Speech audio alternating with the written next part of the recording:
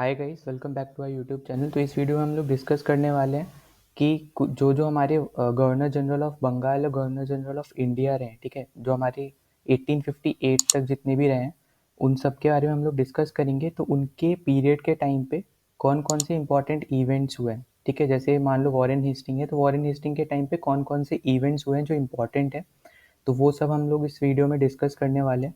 और अभी आपने देखा होगा रिसेंटली एफकैट में भी ऐसे क्वेश्चंस पूछे जा रहे हैं। अभी रिसेंटली एफकैट 2023 जो हुआ है उसमें फर्स्ट शिफ्ट में ही पूछा था कि जलियांवाला बाग जो मैसेकर हुआ था उस टाइम पे वाइस रॉय कौन था, राइट। तो अब पिछले टाइम पे पूछा था कि क्विट इंडिया मूवमेंट के टाइम पे वाइस रॉय कौन था। तो इसलिए ये इंपॉर्टेंट हो जाते हैं ये वाले टाइप के क्वेश्चंस के लिए। हमारे ये जो पार्ट है ये फर्स्ट पार्ट रहेगा इस पर्टिकुलर टॉपिक का।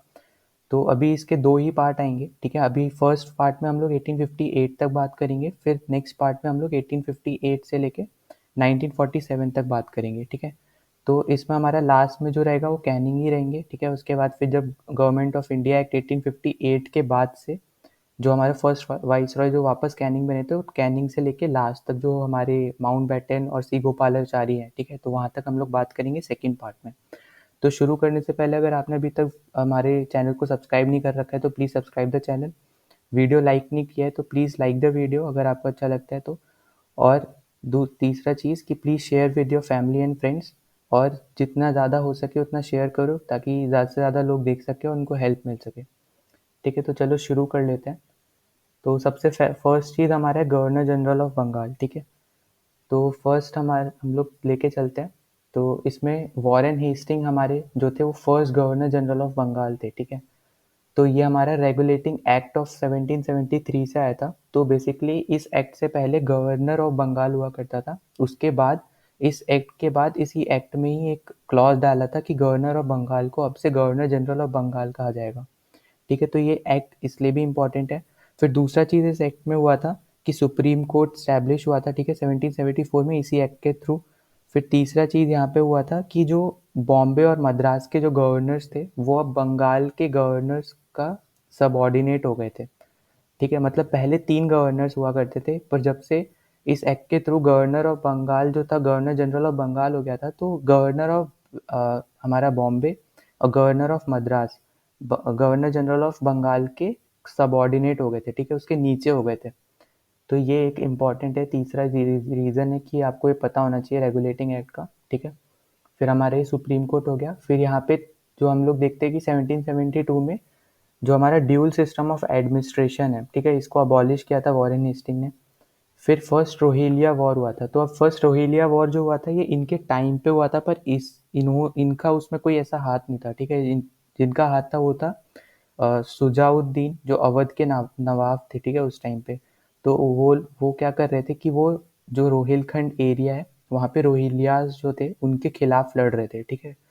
और वो मुस्लिम जो हमारे मुस्लिम जो डायनेस्टी थी, ठीक है, उस टाइम पे, तो उसको सब मतलब उसके रिप्रेजेंटेटिव थे एक टाइप से।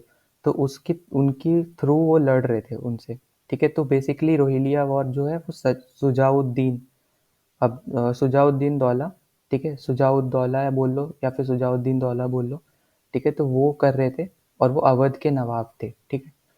फिर अगर हम बात करते हैं तो इनके टाइम पीरियड में हमारा फर्स्ट मराठा वॉर भी हुआ है, ठीक है। तो फर्स्ट मराठा वॉर में 4 इंपॉर्टेंट ट्रीटीज़ हैं, ठीक है। तो ट्रीटीज़ का एक और वीडियो आएगा अलग से जिसमें हम इंपॉर्टेंट ट्रीटीज़ डिस्कस करेंगे, ठीक है। तो अभी मैं बेसिकली बता दे रहा हूँ। तो इसमें हमारा सूरत ट्रीटी है, एक treaty of Surat, treaty of Purandar है, फिर ट्रीटी ऑफ वाडगांव है, और जो हमारा लास्ट ट्रीटी था वो था ट्रीटी ऑफ सालभाई जिससे ये वॉर एंड हुआ था, ठीक है। तो ये एक चीज़ हो गई। फिर सेकेंड एंग्लो मैसूर वॉर है यहाँ पे। तो सेकेंड एंग्लो मैसूर वॉर का जो ट्रीटी था वो था ट्रीटी ऑफ मैंगलोर, ठीक है। तो ये याद रखना है। फिर नेक्स्ट है हमारा पिट्स एक्ट 1784, ठीक है। तो यहाँ पे हमारा क्या हुआ था कि जो टेरिटरीज थी उसको ब्रिटिशर्स के अंडर आती थी टेरिटरीज, तो इसको वो लोग ब्रिटिश प्रोविंसेस बोलने लग गए थे, ठीक है। और उन्होंने एक बोर्ड ऑफ कंट्रोल फॉर्म किया था, ठीक है, जो कि सिविल और मिलिट्री अफेयर्स को देखता था, ठीक है। और जो बोर्ड ऑफ कंट्रोल होता था वो गवर्नमेंट को रिप्रेजेंट करता था, ब्रिटिश गवर्नमेंट को। और जो हमारा कोर्ट ऑफ डायरेक्टर्स एक अलग ग्रुप था, वो हमारा ईस्ट इंडिया कंपनी को रिप्रेजेंट करता था, ठीक है। तो कभी भी इन दोनों में अगर मैटर कुछ अगर होता था तो ये जो बोर्ड ऑफ डायरेक्टर्स और हमारे कोर्ट ऑफ डायरेक्टर्स और बोर्ड ऑफ कंट्रोल जो है, ये आपस में मैटर को रिजॉल्व करते थे, ठीक है। तो ये रिप्रेजेंटेशन को हमें पता होना चाहिए। ये पिट एक्ट के थ्रू लाया गया है, ठीक है। 1784 में एक्ट आया था। तो ये कुछ इंपॉर्टेंट और मोस्ट इंपॉर्टेंट आप इवेंट्स बोल सकते हो जो वॉरेन हेस्टिंग के टाइम पे हुए हैं, ठीक है। उसके बाद हम नेक्स्ट में चलते हैं। तो नेक्स्ट है हमारा कॉर्नवालिस, ठीक है। अब यहाँ पे हमारा थर्ड एंग्लो मैसूर वॉर हुआ है, तो उसकी ट्रीटी थी द ट्रीटी ऑफ सेरिंगपट्टनम, ठीक है। तो अब इस ट्रीटी पे ही यहाँ पे ही टीपू सुल्तान की डेथ हुई थी, ठीक है। तो उसके बाद ये ट्रीटी ऑफ सेरिंगपट्टनम साइन हुई थी, ठीक। उसके बाद अगर हम नेक्स्ट में चले तो संस्कृत कॉलेज यहाँ पे स्टैब्लिश किया था कॉर्नवालिस ने, ठीक है, मतलब कॉर्नवालिस के टाइम पे।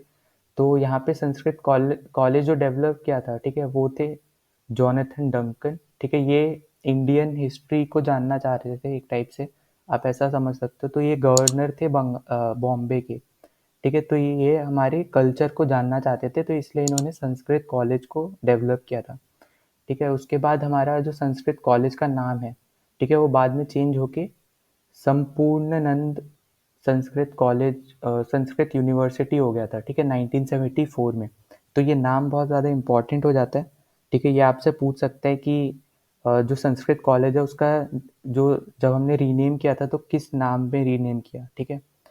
तो इसका आंसर होगा संपूर्णानंद संस्कृत यूनिवर्सिटी, ठीक। उसके बाद हमारे पास आता है कॉर्नवालिस कोड, ठीक है। अब कॉर्नवालिस कोड बेसिकली एक एडमिनिस्ट्रेशन कोड था जिसमें इन्होंने अपने लोगों को मतलब 3 डिफरेंट ब्रांचेस में बांट दिया था, ठीक है। जुडिशियल एक ब्रांच हो गया, फिर कमर्शियल एक ब्रांच हो गया, रेवेन्यू एक अलग ब्रांच हो गया। तो इन तीनों ब्रांचेस में इसको बांट दिया था। तो ट्रेडिंग इसमें हम लोग नहीं देखते हैं, ठीक है। तो ये मेन 3 ब्रांच यही थे, जुडिशियल, रेवेन्यू और कमर्शियल, ठीक है। और फिर इन्होंने इसमें जो मुस्लिम क्रिमिनल जो कोड था उसमें कुछ चेंजेस किए थे, ठीक है। फिर हम अगर देखें तो इसमें मेनली एडमिनिस्ट्रेशन से रिलेटेड ही चीज़ें हुई हैं, ठीक है, जिसमें हम ज़्यादा से ज़्यादा एडमिनिस्ट्रेट ये लोग कर पाए, उस चीज़ पे इन्होंने ज़्यादा फोकस किया है, ठीक है।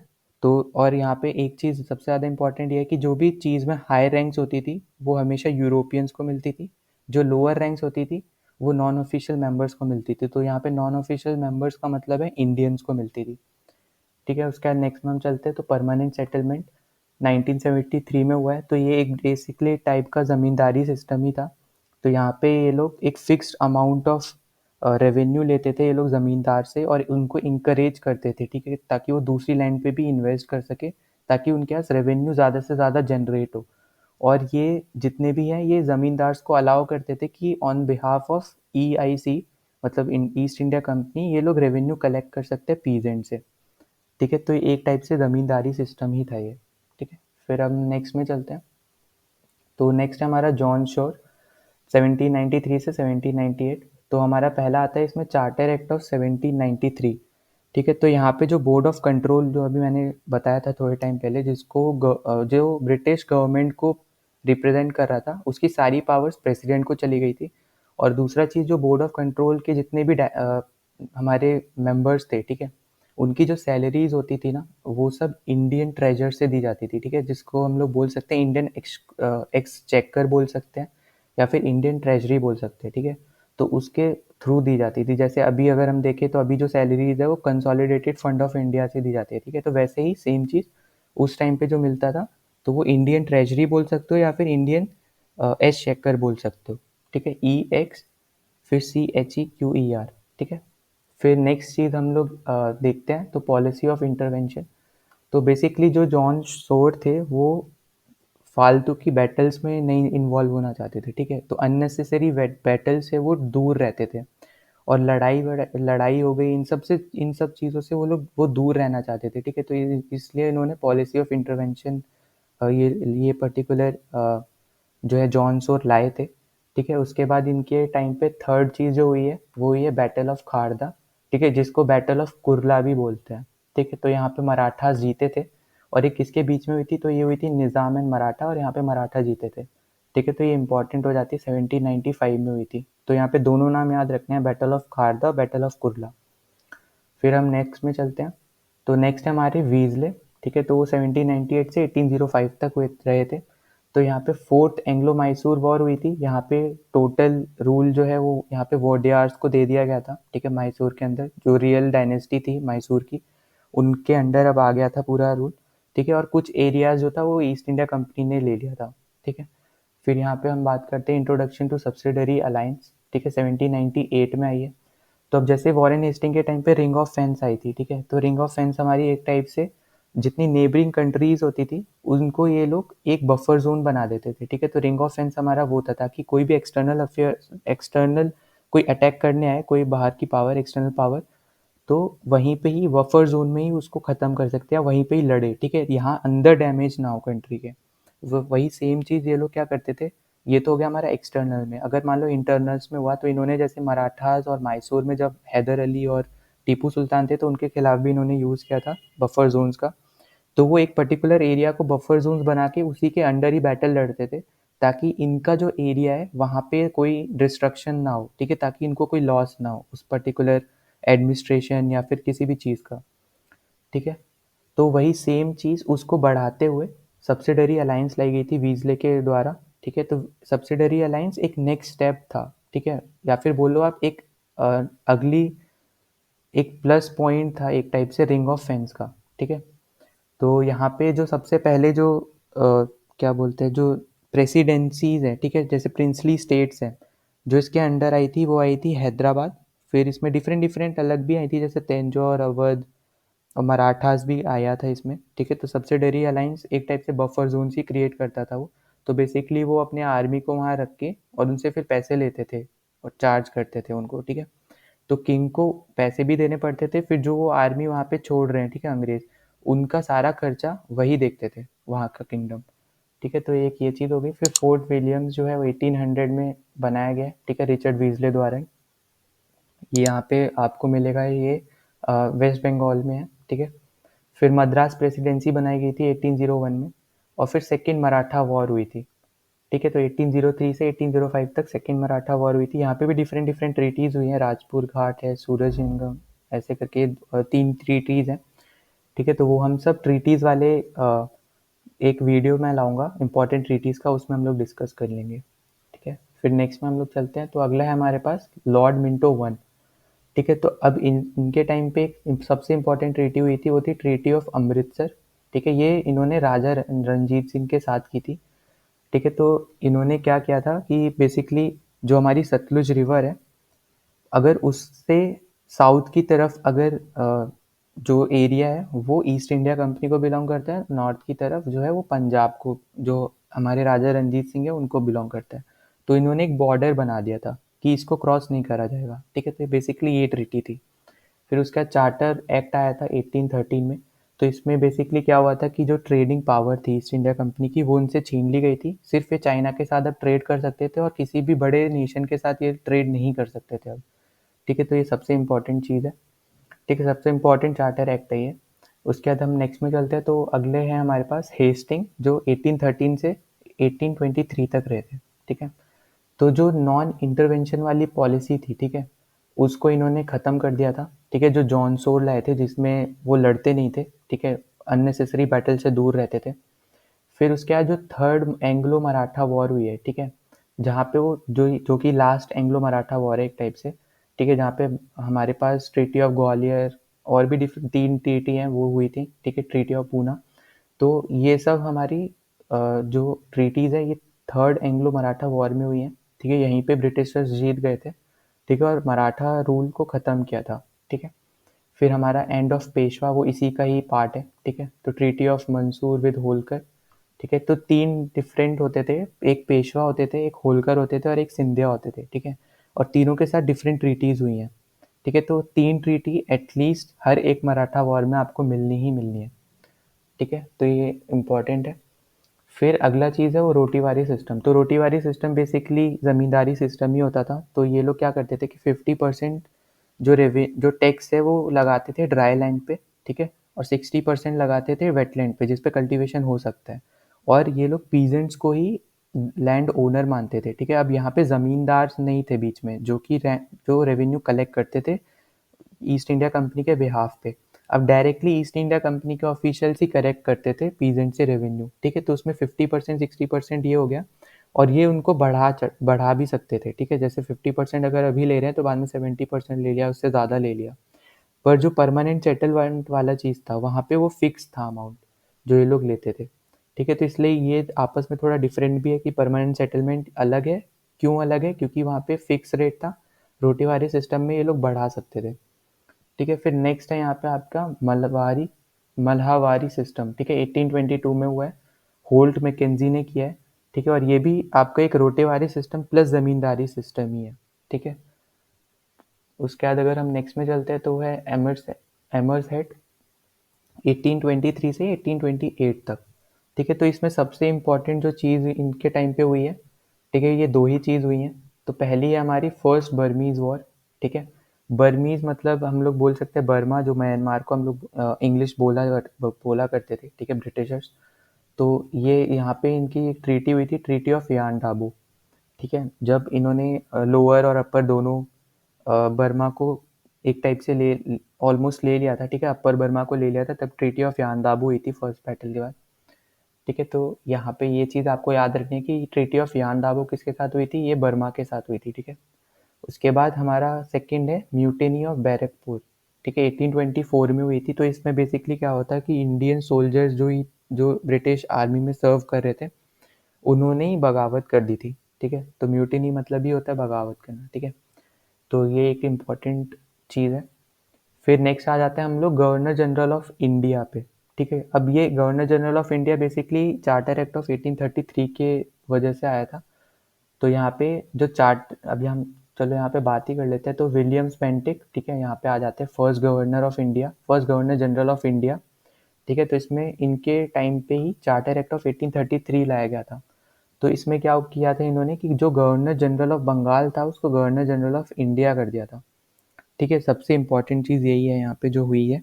उसके बाद कुछ लॉ मेंबर्स ऐड हुए हैं, ठीक है। कुछ मतलब ऐसा समझ लो लेजिस्लेशन में नॉन ऑफिशियल मेंबर्स ऐड हुए हैं, ठीक है। तो ये सबसे इम्पोर्टेंट पर जो चीज़ है वो है यहाँ पे गवर्नर जनरल ऑफ बंगाल को गवर्नर जनरल ऑफ इंडिया कर दिया है।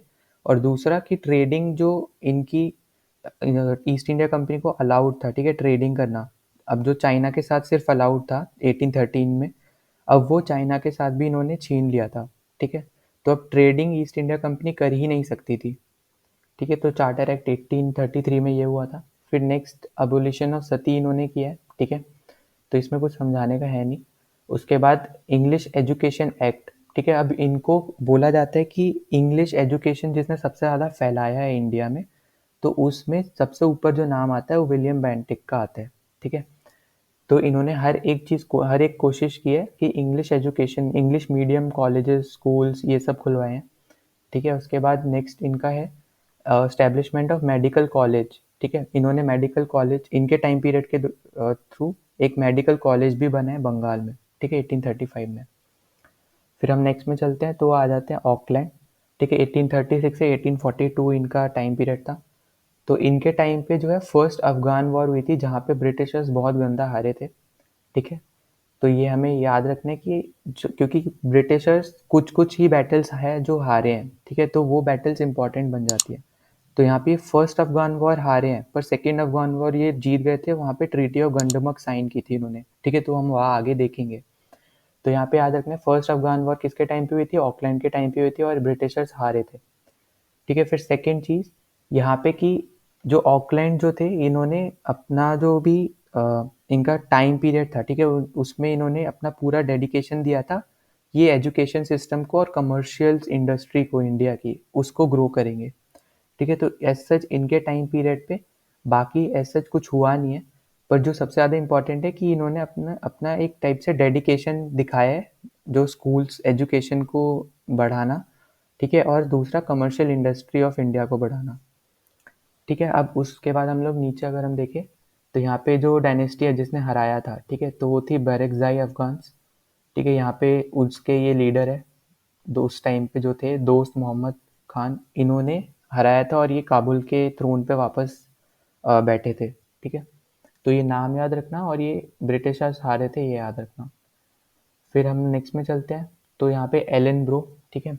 एलन ब्रो 1842 से 1844 तक ही थे बस, ठीक है। तो इनके टाइम पे सिर्फ एक ही चीज़ हुई है कि इन्होंने सिंध को अपने अंदर ले लिया था, मतलब एक टाइप से ब्रिटिश इंडिया की जो टेरिटरी थी, ठीक है, उसमें सिंध वाला पार्ट जो था वो भी अब ब्रिटिश इंडिया का पार्ट बन गया था, ठीक है। तो एनेक्स मतलब होता है कि लड़ वड़ के छीन लिया एक टाइप से, ठीक है, उनको हरा के फिर उसके बाद पूरी तरीके से कंट्रोल अपने हाथ में ले लिया, ठीक है। तो ये 1833 में हुआ है।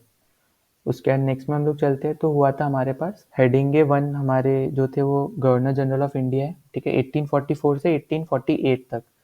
तो यहाँ पे जो फर्स्ट चीज़ जो हुई है, यहाँ पे याद करो कि फर्स्ट एंग्लो सिख वॉर हुई है, ठीक है। अब यहाँ पे याद करो कि जो ट्रीटी ऑफ अमृतसर थी, ठीक है, मैंने बताया था कि सतलुज रिवर को इन्होंने बाउंड्री बनाया था, ठीक है। तो ईस्ट इंडिया कंपनी एक तरफ और एक तरफ पंजाब पर।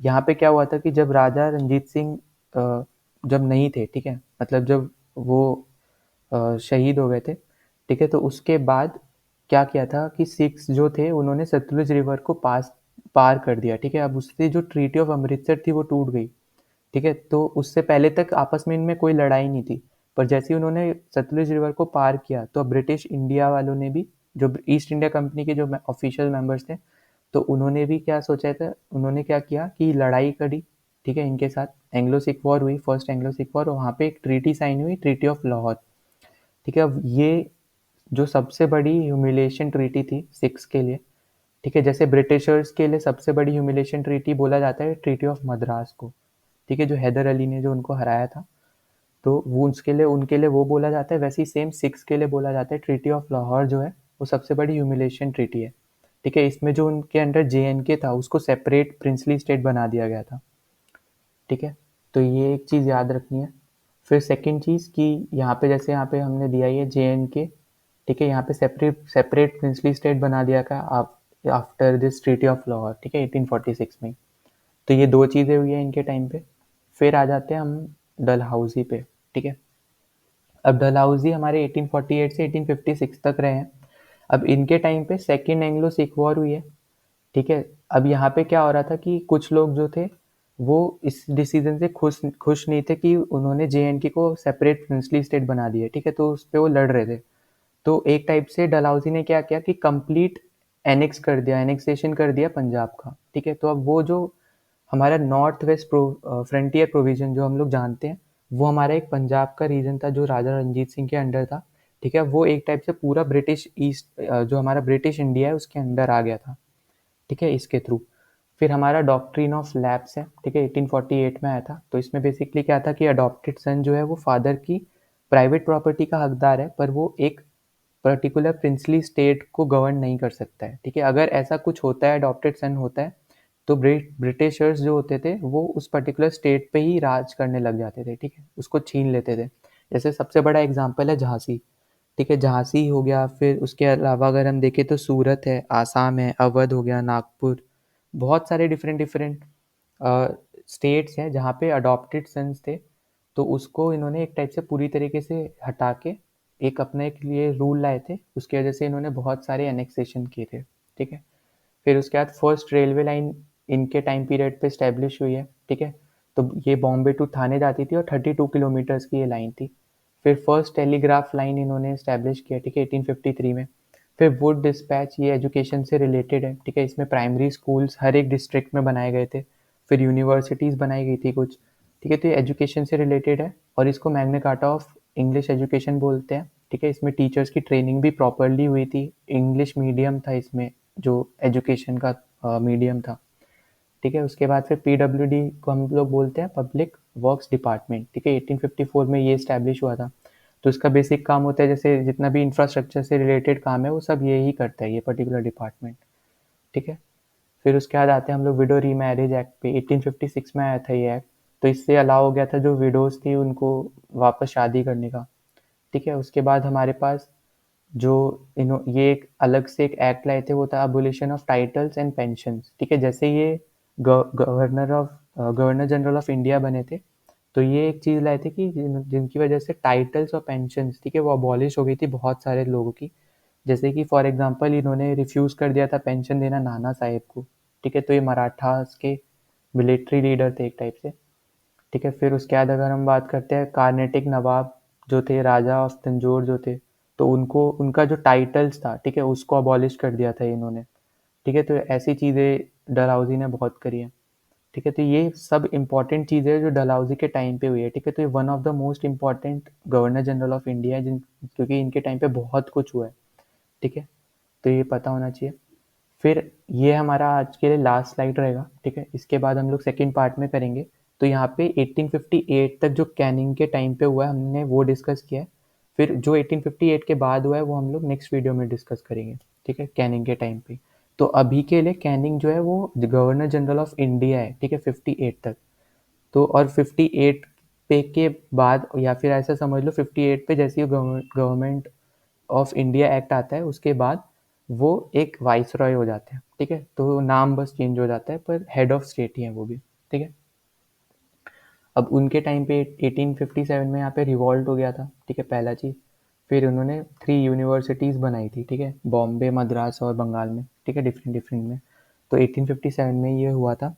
तो इनके साथ जो मेन चीज़ हुई है वो जब ये वाइसरॉय बन गए उसके बाद हुई है, ठीक है। और अभी जो मेन चीज़ हुई थी वो हुई है यहाँ पे रिवॉल्ट ऑफ 1857। तो यहाँ पे मुस्लिम हिंदू मुस्लिम यूनिटी देखने को मिली थी हमें रिवॉल्ट ऑफ 1857 में, ठीक है। फिर यहाँ पे डिफरेंट डिफरेंट लीडर्स अलग अलग रीजन से आए थे, एक साथ उन्होंने लड़ाई की थी, ठीक है। और यहाँ पे जो है जो हमारे उस टाइम पे जो हमारे लीडर थे, ठीक है, मतलब मुस्लिम रूलर था, ठीक है, उसको इन्होंने एक टाइप से अपना हेड मान लिया था, ठीक है। क्योंकि हम सब चाह रहे थे कि किसी तरह ब्रिटिशर्स को हटाओ, बात की बाद में देखेंगे, ठीक है, एक टाइप से हमारा ये रीज़न था। तो एक वो हो गया, ठीक है। तो एक वो ये रिवॉल्ट जो है सबसे ज़्यादा इम्पोर्टेंट है, ठीक है। तो मंगल पांडे नाम, ठीक है, सबसे ज़्यादा इम्पोर्टेंट है इस रिवॉल्ट में, ठीक है। फिर कौन सी रेजिमेंट थी वो ज़्यादा इम्पोर्टेंट है, 34th रेजिमेंट थी, ठीक है। तो ये सब चीज़ें जो रिवॉल्ट ऑफ 1857 में इम्पॉर्टेंट है, तो इसके ऊपर भी एक सेपरेट वीडियो आएगी पूरी, ठीक है, रिवॉल्ट ऑफ 1857। तो अभी के लिए बस इतना ही, ठीक है। अभी 1857 तक के सारे governor general of India, governor general of Bengal, ये सब हमने कर लिया। अब नेक्स्ट पार्ट में हम लोग वाइसरॉयज करेंगे, ठीक है, और उनके टाइम पे क्या क्या इंपॉर्टेंट इवेंट हुए हम लोग वो डिस्कस करेंगे। तो अगर आपने अभी तक चैनल को सब्सक्राइब नहीं किया है प्लीज़ सब्सक्राइब द चैनल। अगर वीडियो अच्छा लगता है तो प्लीज़ लाइक द वीडियो और please share with your family and friends, ताकि ज़्यादा से ज़्यादा लोग इसको देख सके और वो इन्फॉर्मेशन गेन कर सके, ठीक है, उनको, ताकि हेल्प मिले अपने एग्जामिनेशन में। Till then bye.